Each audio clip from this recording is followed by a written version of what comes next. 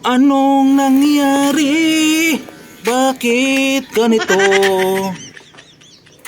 Ayun, pinuntahan lang. Try natin itong motor ko kasi ayun oh, pugak-pugak. Nagpugak-pugak na yung andar. Bakit nga ba nagkaganito? Kagabi ito nangyari. Pauwi na ako sa kalagitnaan ng biyahe ko. Bigla na lang nagpugak-pugak. Namamatay-matay yung makina. Pero pinilit kong iuwi kasi wala akong tools. Kaya ang gagawin ko ngayon, kaya ngayong umaga, ito yung gagawin ko. Kasi hindi ko magagawa kagabi. Wala akong bahong tools eh. Pugak-pugak yung andar. Ano kaya nangyari dito? Siguro sa katandaan na. Kasi 9 years na to eh. 9 years na yung motor ko. Ngayon lang nagloko. Ngayon lang nagloko ng ganito.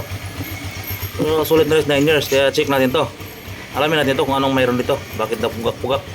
Sige. Buksan ko muna. Silipin ko muna kung anong mayroon dito sa loob. Pero madilim. Kailangan ko flashlight.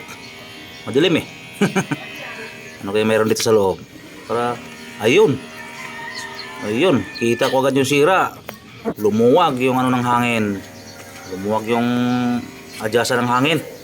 So yun. Basic lang naman pala ang sira. Try na natin higpitan to. Lumuwag eh. Lumuwag yung ano niya. Yan oh. Yan yung screw oh. Sundot-sundutin natin. Sundot-sundot lang yan. Dito lang sa gilid yan ano.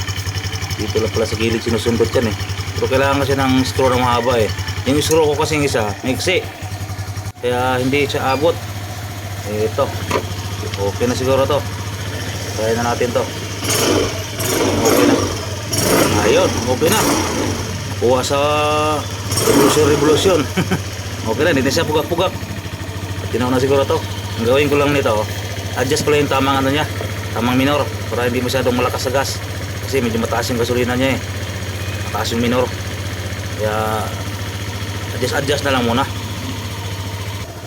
Hindi ko lang kasi kabisado itong motorsiklo eh. Mayroon siyang tornilyo doon sa gilid, hindi ko lang alam kung sa adjust ng hangin yun. Lumuwag kasi siya eh, parang nag-open. Ngayon hinigpitan ko siya, mayroon siyang o-ring. Nang hinigpitan ko siya, tumino yung andar.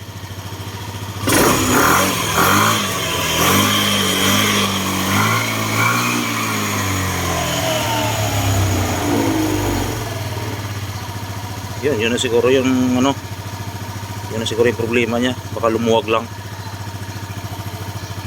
Try natin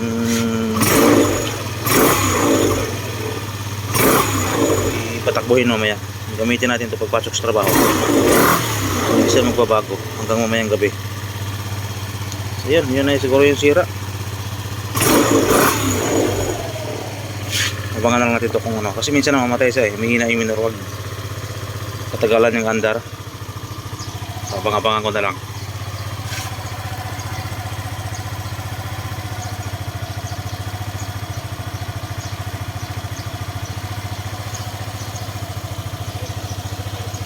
Dumi, ayan.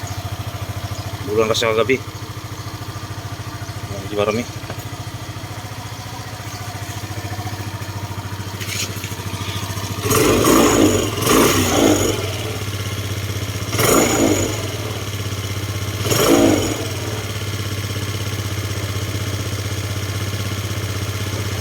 Tumino bigla yung andar. Medyo mataas lang yung minor eh. Pero di bale, adjust na lang natin ito mamaya. So yun, medyo tumino naman siya. Hindi na siya bumaba yung minor. Kanina kasi bumaba yung minor eh, namamatay eh. Ito kanina pa umaandar to, siguro mga 15 minutes na to. Kaya yung minor niya, pero yung minor niya hindi bumaba pa. Goods na siguro to, goods. Nagpalit lang ako ng bola ng panggilid, nagkaganyan na yan. Pinaano ako kasi, pinalagyan ko ng bola na magaan. Kaya siya nagkaganyan. Hindi kaya yun yung dahilan? Kasi dati okay naman to. Pero hindi naman siguro kasi nakadesign naman sa motor yan. Kunting adjust lang naman to. Dating 13 stock, ngayon nilagyan ko ng ano 11 grams. O baka umikot lang yung ano sa hangin, kasi lumuwag yung sa hangin eh. Hinigpitan ko, naging okay sa ulit. Yun na siguro yung sira niya. Okay naman siya eh. Goods naman siya eh. Ayan o.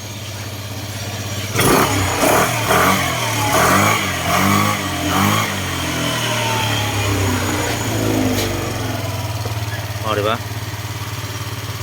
Kasi kanina pag nirev ko, pugak-pugak, tapos pag bitaw ko ng gas, biglang patay yung makina.